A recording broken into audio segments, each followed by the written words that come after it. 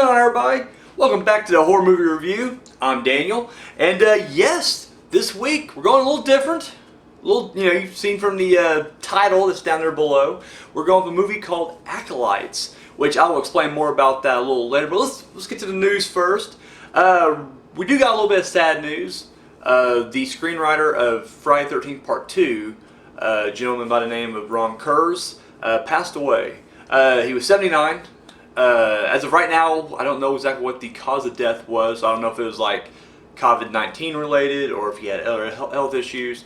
But you know, when one of our fellow horror, allies passes, it's always sad.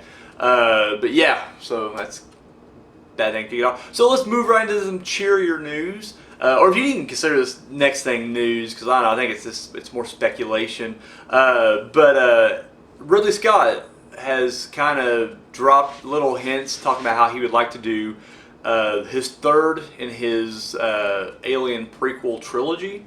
Of course, we all know the first one is Prometheus, followed by Alien Covenant. And so he wants to do the third one, but apparently after Covenant kind of tanked, nobody's really knocking on his door. And then apparently since the Fox-Disney merger happened and Disney bought him out, Disney's showing no interest in doing this at all. And so anyways, the other day he was in an interview and he just kind of dropped it casually, but there's no one's really making any movement on this. I'll be honest with you, I don't know, I can go either way. I like Prometheus. I just hate the fact that, in my opinion, and maybe this is what he was going for the whole time, I don't know, I've always said that it just felt the ending was tacked on. The whole, you had this great sci-fi movie, for anybody who watches the Ancient Aliens, kind of had this whole ancient alien kind of theory running throughout. And then we get to the end and blammo, it's like, oh no, wait, don't forget it's an Alien, prequel. And I just felt like it was just kind of shoehorned in there. Now, with Alien Covenant, they definitely took that and they kind of built upon it a little bit better and made it fit a little bit more. So it didn't really feel like, so I don't know, I haven't watched Prometheus since I've watched Alien Covenant. I need to really polish those back to back again. I don't know. I really liked Alien Covenant, which a lot of people didn't. In fact, it seems like a lot of people are divisive on both of them. But I don't know. Like I said, Alien Covenant I liked. Prometheus was good until the end. If we can say anything, one takeaway from the entire, two films, it's Michael Fassbender. He is a hell of an actor. Like, seriously, he's Walter and David in Part 2, playing Cyborg, like, dual role. It's fucking incredible. Like, it really is. Like, the guy is just a tremendous actor. But, needless to say, if they do another Alien movie, I'll check it out. But it just seems like everything I'm reading seems like it's kind of pointing to the fact it's like, it's probably not going to happen for this guy. So, sorry, Ridley. No one wants your Alien prequel thing. Well, we do. Fox and Disney doesn't, so. Sorry. I keep saying I ain't going to shoot these at the end of the night, but I run out of time. I'm doing like 3 shows here on YouTube, and it's kind of hard to fit them in there sometimes and get the movies watched and everything. And here we are, another night. It's almost midnight. Enough of that. Let's go on to the next thing. This next thing is not even really news. That's the bad thing. COVID-19 is literally limiting legitimate horror news, but I gotta grab what I can grab. So apparently there was a Reddit interview, Q&A that they did with Ari Aster, and director of Hereditary and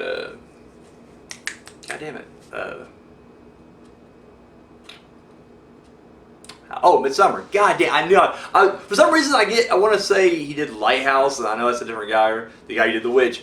They're both great art horror directors, and for whatever reason it's late and I got my wires crossing that. Ari Aster, Hereditary and Midsommar. And anyways, there's an interview. Now, you gotta remember, this is all written out, so I don't know. I think he's joking. Like, I don't know. I can see it could be real, but to me, I feel like this whole thing is kind of a joke. But people are like taking it and running with it. So when they asked him what his next film is going to be, he keeps kind of going. He had a couple ideas, but he said, like, without going into detail, he's like, he has an idea for like a nightmare comedy, just some kind of dark comedy. but he jokingly said it's going to be like 4.5 hours long. Now, Hereditary was 2 hours plus. Midsummer was like 2.5, closing in on 2:45, I think. And the director's cut, his extended cut of that, went like almost 3. If not 3 hours, it went close to 3 hours. So I think he was probably just joking, like, yeah, 4.5 hours. Cause I'm like, I don't see what studio would really. I mean, who knows? I mean, maybe he'll cut a deal with Netflix. I mean, shit, The Irishman was like 10 hours, so why not? I think he's just probably trolling people. But people are just like, we don't want to have a 4.5 hours. It's like, well, then don't watch it. Just don't watch it. It's a really simple fix. But Midsummer, I feel like I need to watch again. I don't know. I wasn't super huge on it the last time I watched it. To me, it just felt like it was completely a reimagining of The Wicker Man. And I don't know. But I will say, directing-wise, I was really pulled into it. I love the look, the style of the movie. I don't know, the story just didn't land for me for some reason, and I can't really put my finger on it completely. I did a review. Go back in the archives, check out that review. Maybe I need to watch it again. I feel like I probably will at some point, but yeah, right now I'm just like, it's a long ass movie. It's a long ass movie. So I don't know. Don't feel like I'm gonna do it anytime soon, but it is what it is. And then the last thing in the not quite news, but we're scraping the bottom of the barrel. Anybody out there watch the Ghoulies? I'll be honest with you, I never have. Gremlins and Critters is kind of where I drew the line as far as little tiny people who are tiny alien horror or whatever. But apparently, Ghoulies did like 4 of them, I think. It was like that lower. I'm not sure if it got theatrical release, if it was all straight to video, or if it was like a mixture of both. But either way, it does have its cult following right now. And apparently, he's the writer of it said he wants to do a reboot. And I guess he's been trying to get in touch with people, and apparently, I guess Sony owns the rights, so he's trying to get, he's sending it out there like, we want to do it. But it's just funny because he tried to assure everybody, like he was just like going, during the interview, he was saying things like, oh no, we're going to bring back the puppets, like it wouldn't be Ghoulies without the puppets, but we're going to employ other technology because we can, and like, just say CGI, like come on, what other technology are you possibly hinting at here? Just say CGI. You're going to do CGI. It's fine. It's okay. But he was just like so adamant, like no, we're going to go old school and use the puppets and the mini thing. And he's just like, but we'll use other technologies too. And it's like, well, you're just going to do a blend of CGI and practical. It's all right. Everybody else does it. Fuck it. Who cares? But it was just funny how he kept wording it. It really was the oddest like phrasing ever. He just kept wanting to keep saying practical, but he didn't want to say the actual phrase CGI. He's like, we'll use other tools. It's like, what other tools are there? Maybe there is something new. Maybe they got some. Maybe some fucking James Cameron technology has fallen into the hands of the Ghoulies writers, and goddamn, we're about ready to get some good shit here. So anyway, that's the news. That's all I got. Like I said, slow news a week, but it is what it is. So we're doing the horror battle royal. But see, here's how I shoot these things: is literally, I film everything Saturday night, and then I hold it off a week and I release it the following Friday. I just like to record ahead of time. However, not a full week will go by whenever I record the next one, because as soon as I upload one video, I record the next one either that night or Saturday night after that. So a week goes by lagging. When we were doing tournaments, it wasn't too bad because you can always move on to the next match. But now we're doing battle royals. Can't quite get the votes in until the next week. So like as of right now, I just uploaded last week's episode. So what we're gonna do to make this work is we'll just alternate every other week, or we'll, 1 week we'll have, the voting for the next, and then the results and all that stuff, and then 1 week will just be a bye week where we just, don't mention it. So this is gonna be the bye week right here. So anyways, if you, well, it don't matter how this comes out, the voting will be done for the next one. So yeah, there it is. So that's just, in case you guys were wondering, like, hey, wait, there's a battle royal going on, 10 villain battle royal, what the hell's going on? That's what's happening. I explained everything to you, so. Alright, so guys, let's quit, milking it. Let's get right to it. I'm talking about 2008's Acolytes. It's an Australian horror film. Horror thriller. It definitely has a lot of jump scare like early on, but I guess overall kind of has a thrilling vibe to it. But the story is 3 young high schoolers decide to blackmail a serial killer into doing their bidding. So I knew this is a blind watch for me. I knew nothing of this thing. As I'm just kind of putting all the movies, that I've watched, categorizing them on IMDb, I see you may like this, and I was like, all right, let me check out Acolytes and see if I will like that. And so the only thing I knew about was it had Joel Edgerton, who I didn't realize he was Australian. I'm only assuming he's Australian. I have no idea because I've always seen him in American movies, and he always has the American accent, which people may know him from The Gift. He was Gordy, whatever his name was there, the one that, Jason Bateman was picking on when he was a kid, and then, Joel Edgerton gets his awesome revenge in the end. But he's in this movie. I'll get to the thing here in a second. I won't lie, it's going to be hard to review this without dropping some serious spoilers. I will say this movie overall, if you just want my quick little review of it in a nutshell, it's not bad. Starting off, I wasn't too keen on it. I was just kind of like groaning and rolling my eyes, and I thought a lot of the character motivations were a little ridiculous. But then you get to the end, and I won't say there's twists. I mean, I guess there is, but it's more like it unfolds.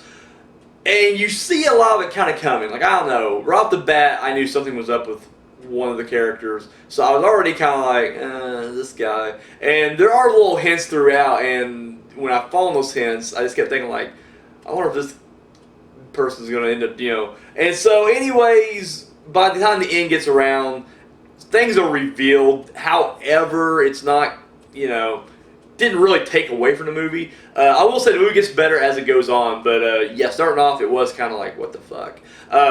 So I'll just kind of, once again, if spoiler alert, just drop it out now, go check it out, come back, I'll be here. I got nothing else better to do. So, in Acolytes, what happens is, we start off with this young girl being chased in the woods, and she's freaking out. And anyways, as she's running, someone runs her down, and that's kind of the end of that. And then we later see that there's missing person pictures or posters up all over town, and so this is kind of this thing kind of shook the neighborhood.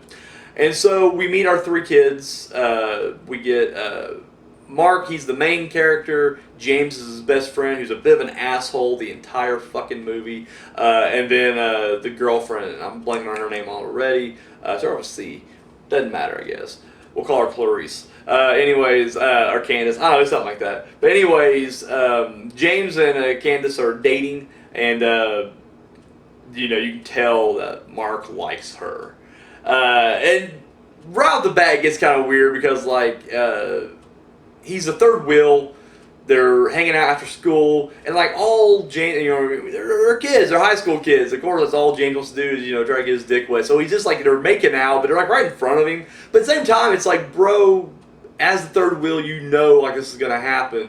So why are you still hanging out? Like, I don't know. I'm usually that guy. I'm usually the third wheeled guy, and I can truly say that as soon as I can kind of tell I'm the third wheel. Like, whenever it's like clearly the hanging out's over and it's like they want to get down to some fucking or making out, it's like you just leave. Like, it's okay. But this dude like hangs around for the longest time, making it awkward. And then when he does leave, he watches him. Red flag number one, right? And what so we got that whole thing. Now, for whatever reason, this dude's out in the woods, and when he's out in the woods, he comes across who turns out to be Joe Edgerton, burying a body. And right off the bat, he's just like, oh, And so he runs. Now, the second thing was just like, what the fuck's he doing out in the woods? Like, that's the second red flag. Now, these may be things like normal people who's watched this movie would never really put together. But, like, I don't know. I think from reviewing movies so much and just critiquing them and just whatever, and even, like, movies, like, from the old days that, like, there is nothing there. Like, like fan theories. You always hear about, crazy fan theories that people kind of piece together on their own that have that, wasn't even a part of the movie, but people like, force it. Like, I do that shit a lot. Like, I work at a factory and I'm working on a press. So I'm constantly like, maybe Ferris Bueller was all in Cameron's head. Like, it's Fight Club style or something like that. Like, who knows? Like, I do that quite a bit. So as I'm watching this movie, I'm just picking up on these little subtle things. And I'm just like, this kid's hiding something. Like, I don't know what the fuck it is, and it's not something minor. Like, this kid's hiding something big, and it turns out he does. We will reveal that later, but I was like, what's he doing in the woods? What's he doing in the woods? And they even question him that.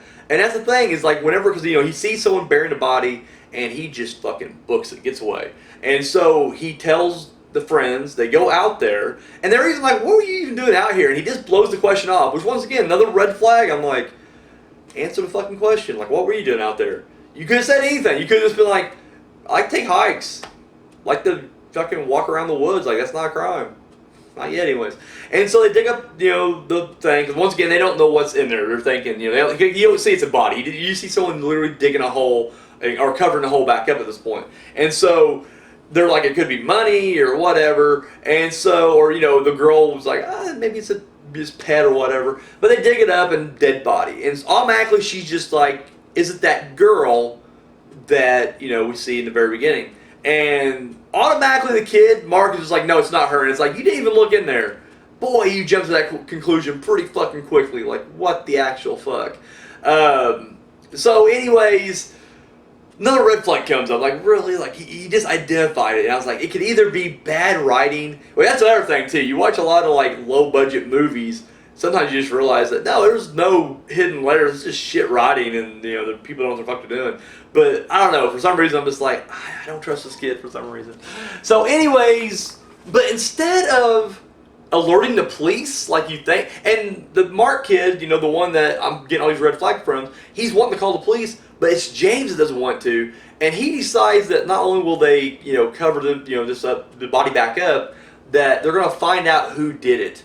And so anyways, without kind of hitting this thing beat by beat, because there is a lot of stuff going on here, you find out that there is a bit of a past, and they're involved, both Mark and James, with this other guy in town who's significantly older than them, who's been in trouble with the law, off and on. Excuse me, sorry. And so anyways, it kind of sets in motion all this stuff, and he wronged them. I won't go into what happened, but James is wanting blood at this point. So basically, what he does is when they find the van, because once again, the kid was chasing, as he left the woods, he sees the killer drive away. And so what he does is he tells the description of it. They find it, and they find Joel Egerton, sorry. And so anyways, what they end up doing is they, go into the guy's house. They're looking around and everything, and they find out, where he lives. They get his number and everything. Presumably, I guess, out of the phone book. It's 2008. I guess it's still easy to, find people's numbers because he had a home phone still. But they end up calling him up and letting him know, like, hey, we know what you did. We know, you buried a body. They even dig up the person, the dead body of the girl, was buried with a Canadian flag. And they actually put it on his windshield wiper at one point. So, like, he knows they know. And they're like, listen, we want you to kill this one guy for us. And so, from there, it kind of spirals out of control. And I don't want to spoil too much more because, honestly, it's not a bad movie. It really isn't. It starts off, and like I said, you are kind of questioning, like, well, why the fuck would they not go to the police and all this other stuff? And the kid's just getting weirder. The Mark kid, like, at one point, when James is like, we'll catch this guy. We'll catch the killer. His girlfriend's like, that's stupid, but like, she's young and dumb, and she's clearly sort of in love with him. So, like, literally right off the bat, like, he's just like, come on, it'll be fun. And she's like, okay. And she just, like, jumps aboard. Well, he's on top of this carousel, like, in the playground you play on, the merry-go-round. And so they're both on there, and it's kind of lightly going around. Well, then, whenever he's like, come on, Mark, we need your help, he calls Mark a pussy, and it does kind of come into the story later on. You find out why that's kind of a sensitive word for these two boys, but it pisses him off, so he starts spinning the thing around, and then he like backs up and runs and trying to dives on it head first, and all he does is just crack himself in the head and takes himself down. And you're like, why are you doing this? So you tell the guy's off, and there's little things throughout, sprinkled out, you can kind of tell that he's, there's something kind of off about this guy. And on top of that, James is an asshole. And I'm not saying it's justified why they're doing what they're doing, but it does kind of make sense as the story progresses. I don't want to give anything too much away, because honestly, I went into this thing blind, knew nothing of it, and didn't even watch the trailer, just went right into it, and I was pleasantly surprised at the end of it. Like, Joel Edgerton's awesome in this movie as well. He's a great actor anyways, but it's just cool seeing him here. I was like, holy shit, it's like before he was famous, so it's like, yeah, it's pretty good. I'm going to recommend you guys check it out. I really think you guys all, look for it. I had to find it online. I was literally, I had to go to like Hulu 123, and even that site wasn't doing it great. I had to find another like 123 movies, and I don't know what the end of that was. Org, com, doesn't matter. Whatever the dot is, they changed around quite a bit. But yeah, I definitely say check it out. What I really liked about it is there is an uneasy feeling throughout this thing. They do kind of cheat the jump scares quite a bit. You guys remember back in The Ring, back in 2002, there's a scene, and one of the most effective jump scares in the movie, I think, everybody always goes to when Samara comes out of the TV and she kind of teleports forward a little bit. Everybody's like, oh, that's scary. To me, that was never the scariest scene. To me, the scariest scene was in the very beginning when the Naomi Watts is talking to the mother of the girl who just died.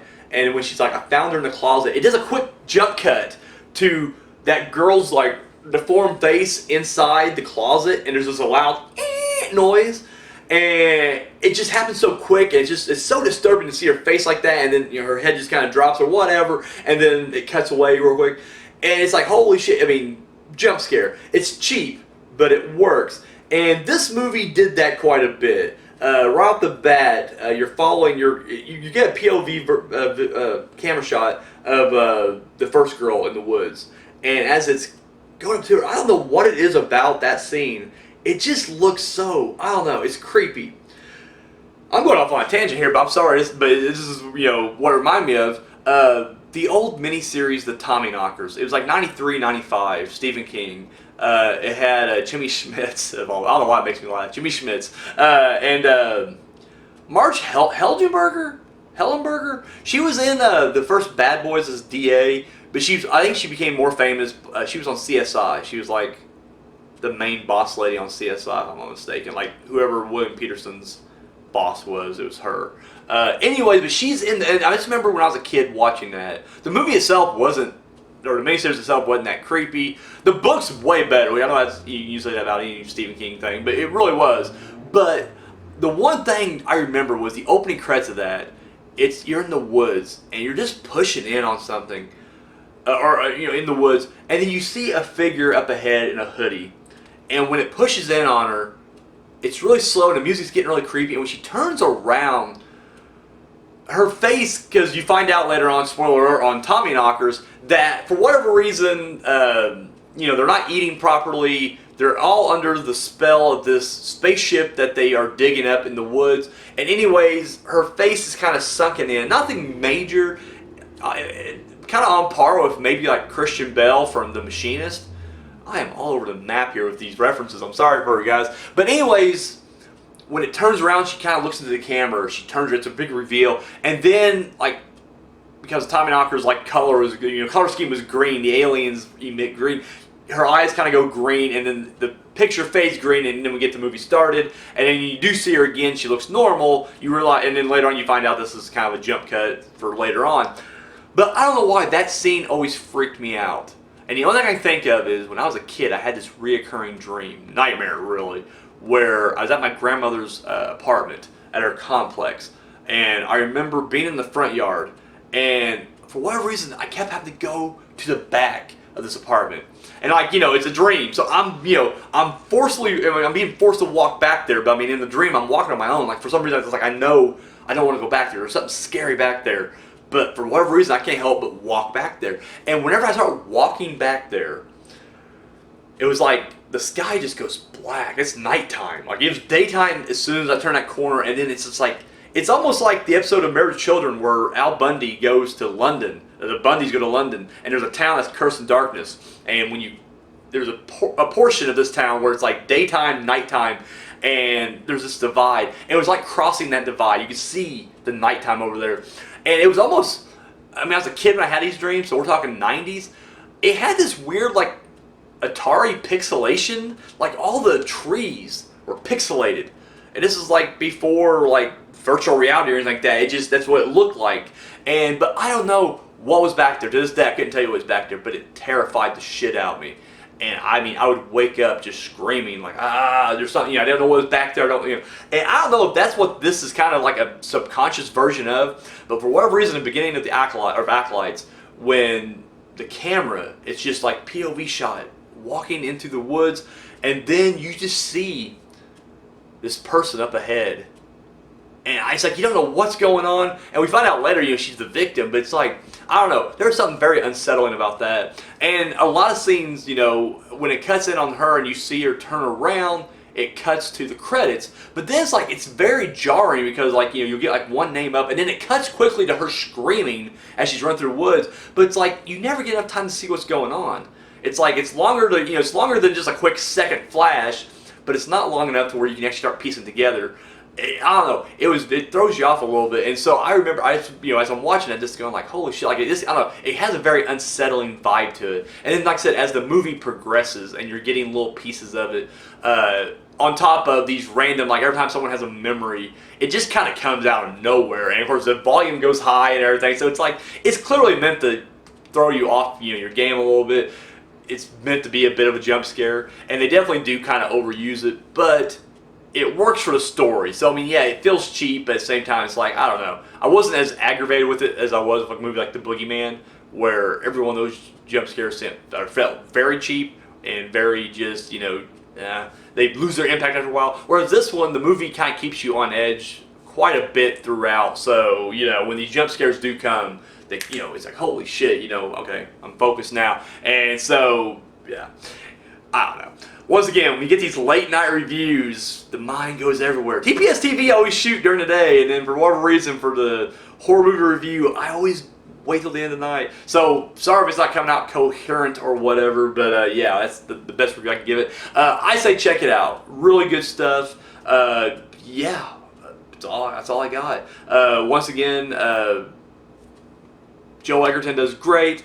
Movie, pretty creepy. And once again, you'll piece it together pretty quickly, actually. You'll kind of know at least part of it. You may not have the whys, or the hows exactly, but you'll kind of know, like, this guy, this person has something, the kid has something to do with something. You'll piece it together. So that's all I got, guys. I'm sorry. It's getting really late, and I'm feeling tired of shit. So I'm gonna go ahead. I'm gonna cut this episode down right now. So that's all I got, guys. Thank you for watching. Until next time. Oh shit! Didn't know which one. Sorry. Hi. Thank you for watching that video. Be sure to give us a thumbs up, share it, subscribe to our channel. All that good stuff you do right here on YouTube, go ahead and do it. Check out our other videos. Go to our playlist. We got episodes of TPS TV, Journey Through the Dark Side. We got a new show coming out, the horror movie review with Daniel Richardson. This guy. And of course, our short film, Entropy. You can find all that and more right here on YouTube. And then check out, yeah, look at that. All of our social media right there. And we don't just, copy and paste like the same post and put it on all. No, that's ridiculous. 3 different platforms, 3 different posts. I mean, the behind the scenes stuff you see on Twitter will not be the same stuff you see on Instagram. So there you go right there. So be sure to give us a follow and a like on all that right there. Keep up to date. Have you seen Unspeakable Acts yet? No? Come on. Pick you up the DVD right now. Links over there. Oh yeah. It's only $7. $3 shipping and handling. And of course, if you've already seen it and you haven't seen the public domain dungeon yet, boom, $5 DVD right there. So 5 S&P as well. Or sorry, 3 S&P as well. So there you go. Do that. And if you got the spare change, you want to hit us up, donate a little bit over here to TPS Productions. Our Patreon is right there. Oh yeah. So that's all we. Oh my God, sorry. I'm getting fired, ain't I? Guys, that's all we got. Thank you for watching.